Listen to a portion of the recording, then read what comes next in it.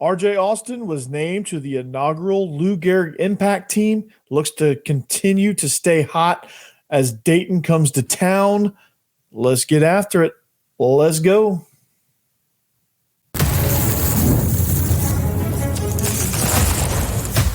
You are Locked On Vandy, your daily podcast on the Vanderbilt Commodores. Part of the Locked On Podcast Network, your team every day. Welcome into the Locked On Vandy podcast on the Locked On Podcast Network. I'm your host, Corey Burton.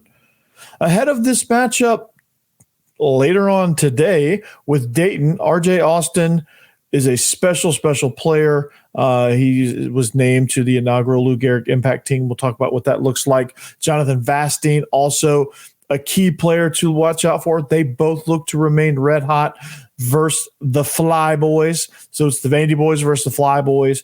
Also, the Commodores just need to get Braeden Holcomb into the lineup ASAP. I'll tell you what that means as well. And really, what does Dayton bring? The Flyers, or the Fly Boys as they call them. What do they bring to the table? So we'll take a look at all of that. Also, Nate Johnson, is he a better deep ball thrower than Diego Pavia? Well, thanks for making Locked On Vandy your first listen every day. We are free and available wherever you get your podcast and on YouTube as a part of the Locked On Podcast Network. Your team every day. Today's episode is brought to you by FanDuel. Make every moment more.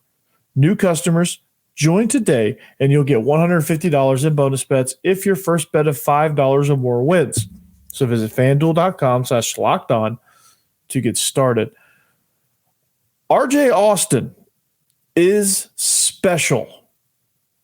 Absolutely special.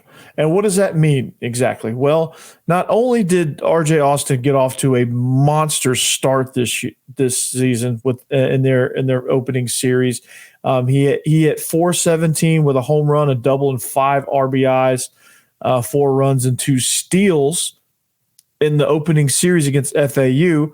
If that wasn't good enough, well, it looks like RJ Austin is getting some attention for his off-the-field stuff as well. He was named to the inaugural Lou Gehrig Community Impact Team, as announced yesterday by Phi Delta Theta in partnership with Live Like Lou Foundation.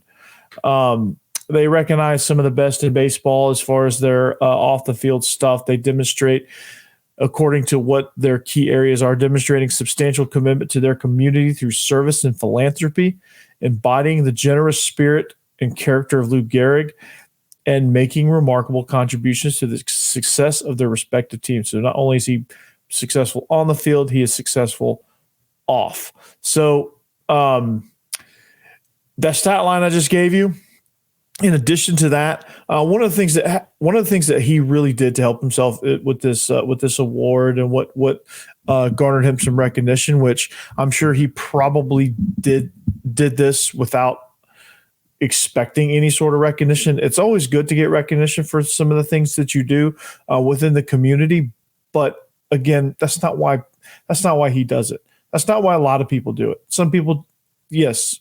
The reason that I'm having to have this conversation is that some people actually do that for just attention, and when the camera's off, they're bad people. I don't feel that way about RJ Austin in any way, but he is working with the Special Olympics in Tennessee. That's his main contribution. The things that he does with that event here in the state of Tennessee is absolutely amazing, and he's made a huge impact there, and that doesn't go unnoticed. And the leadership that he displays in the community, the performance that he puts off at the plate as just a sophomore, is the reason why he's one of the reasons why he's special, and he's a team leader. So RJ Austin is a great player to have on the field. One that he was named to the Lou Gehrig Community Impact Team, which is a huge honor. He's going to look to continue his red hot start later on today. It is 4:30 his first pitch at the Hawk against the Dayton Flyers, or the Fly Boys.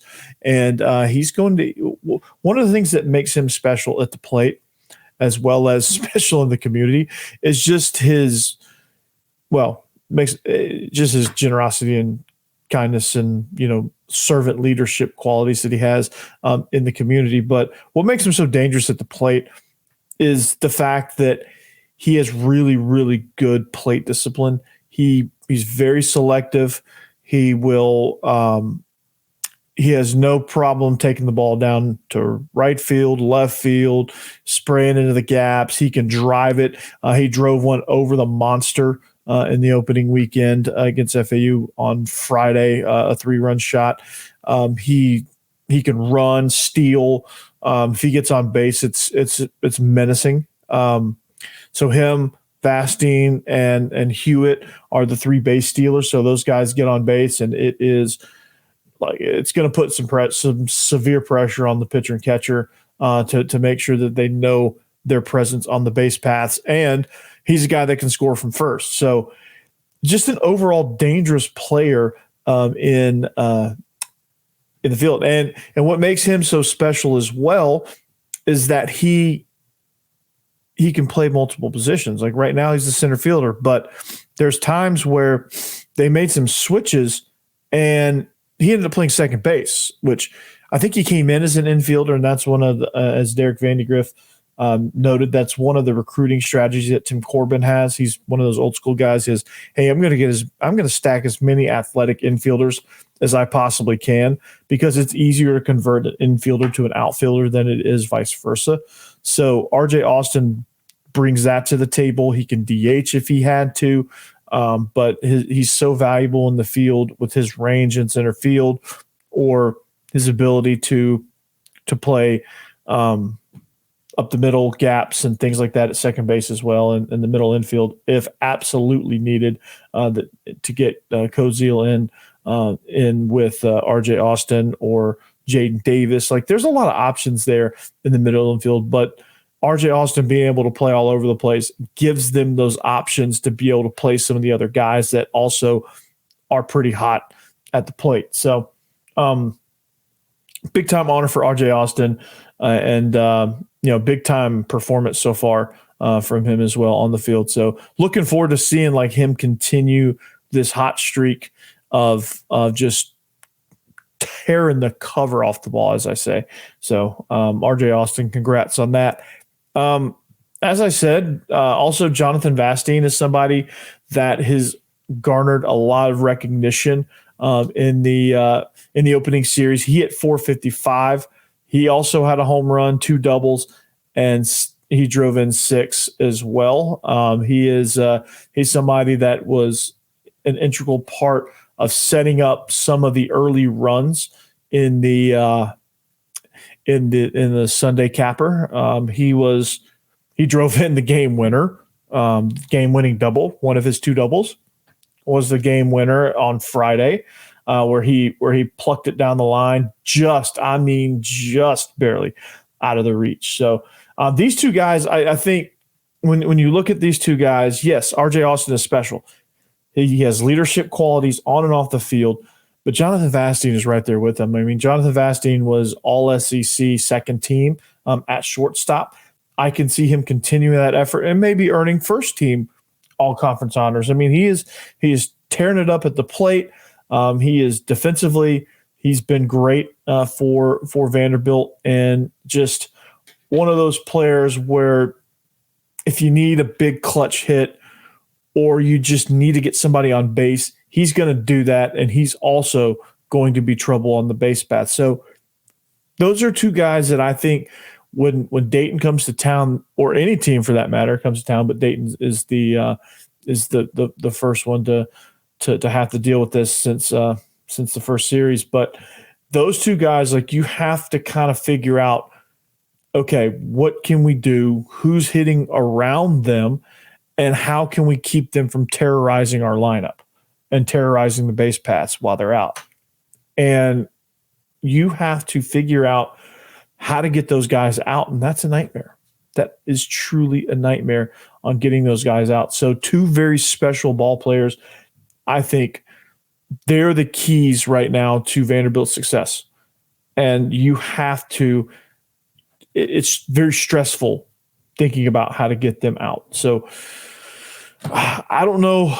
Like if I'm the pitching coach, he probably didn't sleep very much last night, probably sitting at continental breakfast this morning going, we got to get this guy out and this guy out. How do we do it? Okay. Yeah, this is not going to be fun. So anyway, but yeah, congrats to RJ Austin. Special guy. Probably one of the more special guys on the team. Jonathan Vastine and all that good stuff. I mean, those are two guys you really have to contend with. But another guy that comes to mind when you're trying to figure out, like one of the things that Tim Corbin is trying to do right now is he's trying to figure out who fits where, and it was good that he got some of his young guys in on Sunday, so he can kind of figure out where these lineups are going. But Braeden Holcomb needs to get into that lineup pretty quick. We're going to talk about that here in just a second. All right, this episode is brought to you by FanDuel. That's right. Get buckets with your first bet on FanDuel, America's #1 sportsbook, because right now new customers get $150 in bonus bets with any winning $5 bet. That's $150 if your bet wins. So bet on all your favorite NBA players and teams with quick bets, live same-game parlays, exclusive props, and more. So just visit FanDuel.com/lockedon and shoot your shot. FanDuel is the official sportsbook partner of the NBA. That's right.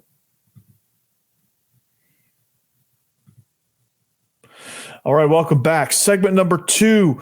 Welcome to the Locked On Vandy podcast on the Locked On Podcast Network. Thank you for making us your first listen each and every day. And speaking of you everydayers, thank you for making this all possible, right? It's baseball season, guys, so buckle up. We're going to do a lot of baseball because, let's face it, that's what Vandy is about. They love the baseball. We love the baseball. We all love the baseball. College baseball is great. It's if you like a sport that's spruced up with some offense, watch college baseball. There's plenty of hitting going on there. So, speaking of hitting, Braeden Holcomb. But when you think about Braeden Holcomb, make sure you make Locked On SEC your second listen, just so you know. But anyway, Braeden Holcomb needs to get in the lineup. I mean, I'm telling you, that guy he's going to be special as well. I mean, he's just a freshman, so maybe it's one of those things where, okay, well, he's young. He hasn't had that many at bats. You got to let him, got to let him get in there and got to let him just kind of grow into his role. But let's be honest, like, you want to talk about somebody that probably hits with a little bit more power than RJ Austin, or has the capability of doing so. I think you have to figure out how to, because like you have a hole at third base. He's a third baseman by trade. He's one of those infielders that can play outfield like RJ Austin. That's kind of the Tim Corbin model, as I said. But he's just one of those guys where you've got to figure out how to get him into the lineup, because you have to figure out how you can take advantage of his bat, how you can make sure that he is somewhere playing defense for you, because he's got range as well. So he could play the hot corner for you, or he can play somewhere in left field, because like you have some options too in the outfield, because like you have Hewitt, you have Lenave. I can't say that name. I heard it all weekend. Lenave, and you have RJ Austin, and you have Braeden Holcomb, and you have Jack Bolger, which I think Jack Bolger, I mean, he had a pretty good weekend as far as, obviously taking the first pitch of the season yard. But like, I think with him, it's going to be a consistency issue where like you're going to get all these hot and cold performances, and you're not going to get somebody who consistently hits the ball. In baseball terms, consistency is all relative, obviously, but With Braeden Holcomb, I think you have a chance with some youth in there. Like you have a guy that can play with range in left field. You have a guy that can take over at third because I don't think Davis Diaz has taken hold of that, taken stronghold of that third base spot yet. I don't think that's happened. And you have a chance to really kind of get in there a little bit. And so he's going to, like, I think with and the reason I bring up Braeden Holcomb's name is I think the reason why he's going to get an opportunity is because Dayton comes to town and Eastern Kentucky comes out. So stay tuned for that. That's a storyline I'm looking forward to, is Braeden Holcomb, somebody that we were all excited for as freshmen, all excited for in the scrimmages. Maybe some of his little minor injury things were things to monitor, and the reason why he's not in the lineup right now, because that guy can hit, that guy can play defense. So stay tuned for that. But Dayton comes to town, and what do they bring to the table? So what are we going to see from Dayton as they come to town? Well, they have a catcher DH named Ryan McDougal. He's just a freshman. He made his debut against Lindenwood this weekend. He had 5 hits, 5 runs driven in. He scored 2 himself, had 2 steals and a double, and also his first career home run. So the dude was very productive at the plate. You have their pitching is, if they happen to get ahead in the game and they bring in Nick Wisman, he's really good at closing the door. He's a really good closer there. Had a 2-inning outing in I think on Saturday. He had his first successful multi-inning back-to-back multi-inning saves since 2 seasons ago. So he's somebody that has a little bit of endurance for a closer, which you don't see very much. So exciting. Well, we won't be the Vandy boys won't be excited to see Nick Wisman, because he's very, very effective, and they have no problems, no qualms bringing him in the 8th to say, okay, we need 6 outs for you to go get this save. Let's go get it. You have Chris Peguero. He's sharp as a starter. I don't know if you'll get him. He's probably more of a weekend guy, but he threw 4 innings. He allowed 1 run on 1 hit. He also had a career best 9 strikeouts. So that was okay. That was impressive. And the reason why, I don't know what the scores were in these games. As I talk about this, I'll look it up. But I imagine he didn't pitch all that much because they probably were dominating and they just wanted to get some other guys in. So, but those are some names to kind of look out for. I don't know if you'll see Chris Peguero. You may, because it's they want to see what he looks like against stellar competition. So, I am excited about it. And so they're getting ready for a big series against Gonzaga, which it's weird to say. It's almost like Gonzaga. It's almost like we expect Gonzaga to not play any sports except basketball, which is kind of funny. But just looking forward to one of the things, one of the storylines. Obviously, RJ Austin continuing to be hot. Jonathan Vastine continuing to be hot. Seeing if Braeden Holcomb can crack into the lineup. Those are 3 storylines that I'm really fired up about. But I also want to see who the midweek starter is going to emerge to be. I think there's going to be 2 opportunities for 2 guys that we don't know that are going to get into those roles. I think you're going to see the bullpen solidify. So is Sawyer Hawks going to be the closer? Where does Ethan McIlvain fit into this whole thing? He had a pretty successful outing. Where does Ginther go? Some of these guys, they need to carve out some roles in the bullpen. Carter Holton, need to get him some starter reps because he's not a bullpen guy. I talked a little bit about that, but he's not a bullpen guy. So we need to see if we can get him some starter reps as well. Dukanich, I think, is somebody that has a lot of promise. It was one of those you don't really know how to feel about his outing.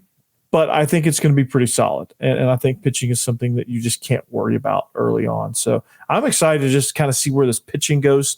It was actually, when you look at the stats, just for the overall series, if you just look at the 30,000 foot view, 5.67 ERA, had 29 strikeouts to only 13 walks. They surrendered 1 home run and surrendered a 220 batting average. So if you kind of look at that as a whole, those are really good numbers. The ERA doesn't excite me as much, but like those are really good numbers for the most part. And a lot of people would be very, very happy with that. It's just that some of those runs that led to the 5.67 ERA came at really bad times. Some of those walks came at really bad times. Some of those 29 strikeouts were some of them were like much needed, like extremely clutch strikeouts, but some of them were just kind of stat patterns. But like the 1 home run was like crippling for Vanderbilt. And so it's just one of those things where you just have to kind of take the stats as they are, and you're hoping that they can get like a better you hope that they can get a better, more consistent performance out of the pitching staff. And like over the course of a series, if your home run is inconsequential, you're hoping that when the pitching is a little bit down in those moments, they can at least score some runs to kind of get your pitchers comfortable, because it's all about confidence and complementary baseball. And that's one of the keys. And I want to see if Vanderbilt can do a better job of playing that complementary baseball, because they can, they should. And that's how you get things going in baseball. It's all about complementing pitching, complementing hitting, and vice versa. So Dayton later on today, 4:30 at the Hawk. Be there. Cheer on your Commodores, and I'm looking forward to a game. I'm looking forward to a hell of a game. So, yeah, that's right. But Nate Johnson, Diego Pavia, who's got the better deep ball? We're going to find out here in just a second.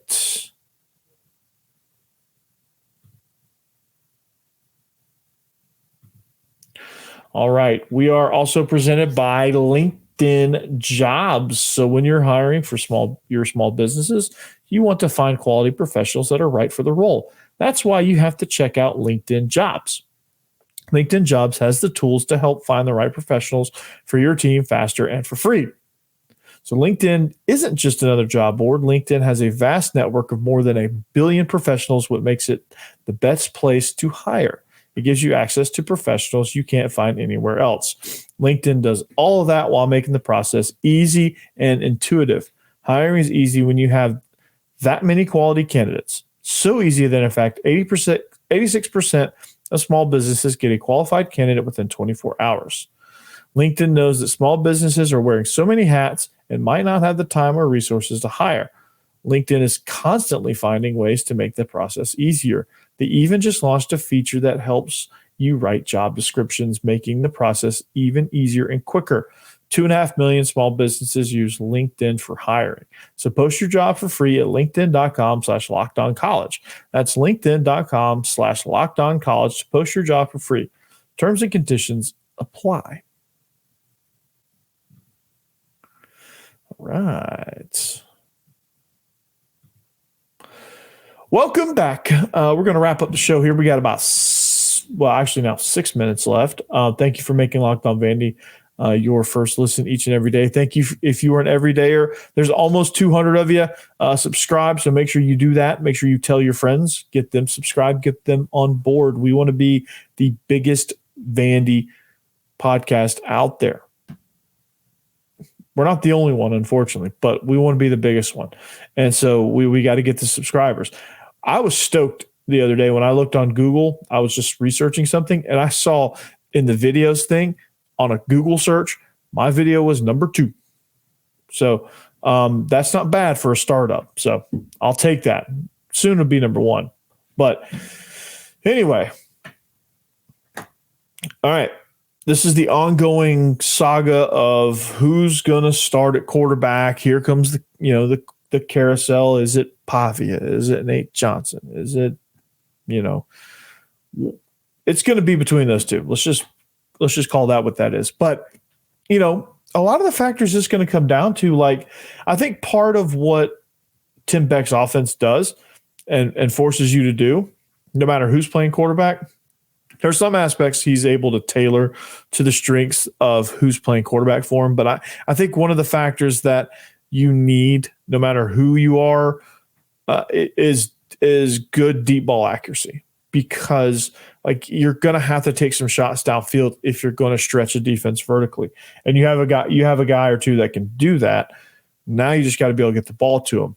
And what jumped out at me was that watching the tape, I don't know all the stats. I'm not some stat nerd, and you'll learn that about me. I watch the tape. I'm a high school coach. I'm a coach by trade. I've been in football all my life as far as that goes. So and you'll notice, I'll break down some recruit tape because I've just found out we got that huddle is not against the rules to use. So I'm going to use that to my advantage for sure.